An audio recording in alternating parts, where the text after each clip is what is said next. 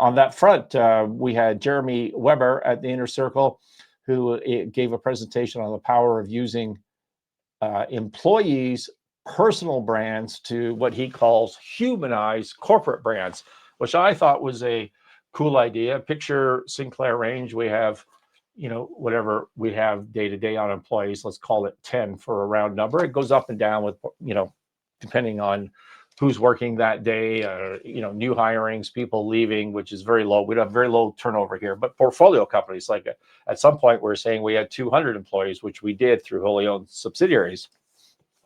But let's just use a number of 10 for now. The Sinclair Range brand, the corporate brand for all of these things, is very, very strong. But what if we had each employee doing their own personal branding exercise on Instagram, Facebook, LinkedIn, whatever, and it was a coordinated strategy, so they all become, in a sense, micro influencers for the same cause?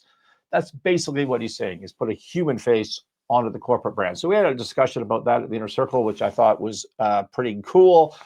We had Siena Lending Group, Duane Morrison, join us and tell us about what Siena does for a living. And I'm trying to get permission from Duane and Siena Lending and Jeremy Weber on the branding side, because we do keep recordings of these presentations, and maybe we can hive those off. Well, we already have hived off those recordings. I'm going to send it to these people and get their approval. And if so, we will put that on the Sinclair Range website, and you can see them as well. But what you really ought to be doing is coming to join the Inner Circle, register. Just send a note anywhere that you're listening to this, and we will get you as a member of the Inner Circle. What else can we